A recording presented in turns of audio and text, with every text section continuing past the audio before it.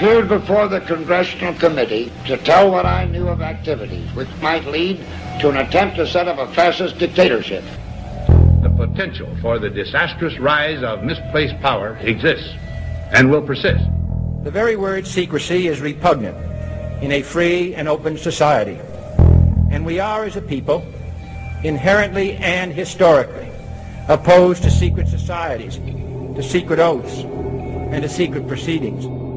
President Bush signed a formal agreement that will end the United States as we know it.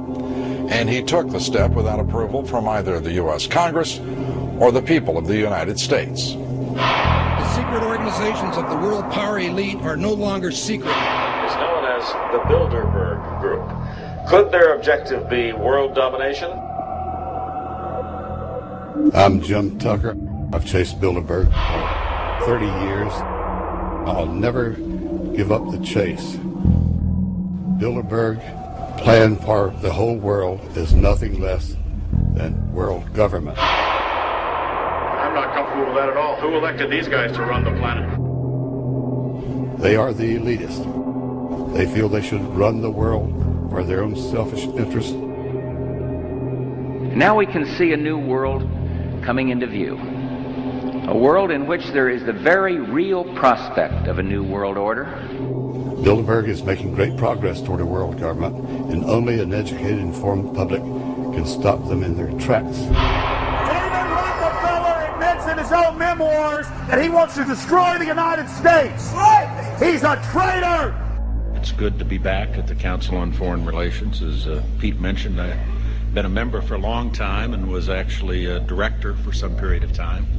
I never mentioned that when I was campaigning for re-election back home in Wyoming. Let us never tolerate outrageous conspiracy theories.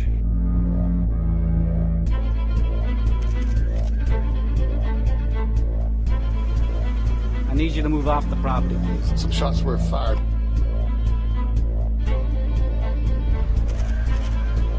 There's Bilderbergers right there. The Trans-Texas Corridor is a vital part because we stop it here in Texas. We stop the new world order right here in Texas. This thing started here. And to save this country, we kill this damn thing here.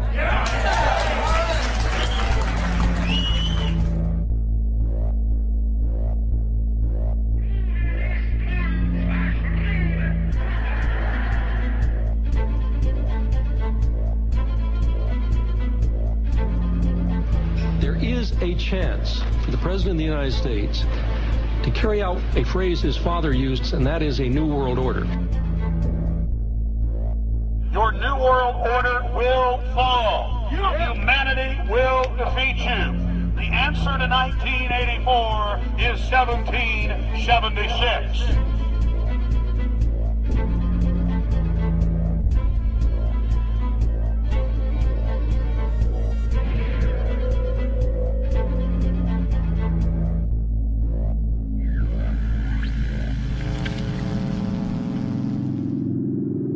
In the near future, Earth is dominated by a powerful world government.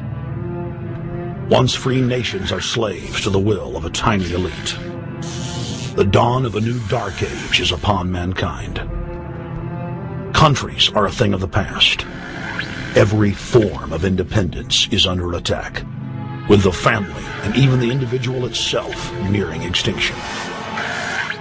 Close to 80% of the Earth's population has been eliminated. The remnants of a once free humanity are forced to live within highly controlled, compact, prison-like cities. Travel is highly restricted. Superhighways connect the megacities and keep the population from entering into unauthorized zones. No human activity is private. AI supercomputers chronicle and categorize every action. A prison planet dominated by a ruthless gang of control freaks, whose power can never be challenged. This is the vision of the global elite, their goal. A program of total dehumanization, where the science of tyranny is law. A worldwide control grid, designed to ensure the overlord's monopoly of power forever. Our species will be condemned to this nightmare future unless the masses are awakened to the New World Order master plan and mobilized to defeat it. Erected by a secretive group, the Georgia Guidestones are a testament to the elite's plan for a world religion, global laws, with a global court and army to enforce it. And set in stone, it is written that the population never rise above 500 million.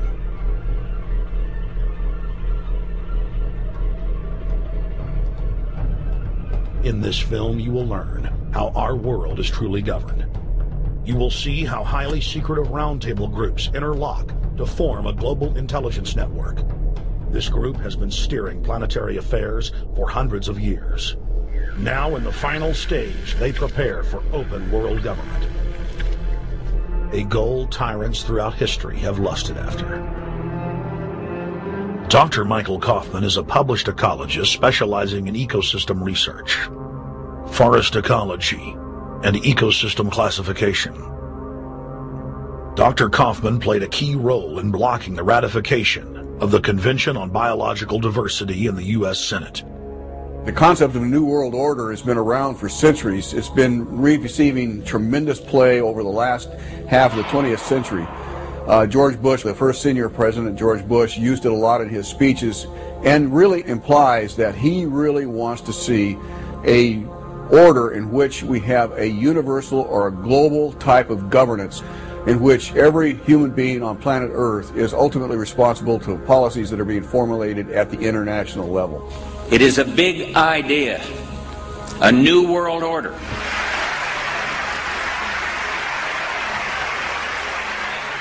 President Bush said that the New World Order was in tune, and that's what they were working for. The UN is part of that government. They're working right now very significantly for a North American Union. That's why there's a lot of people in Washington that don't care too much about our borders.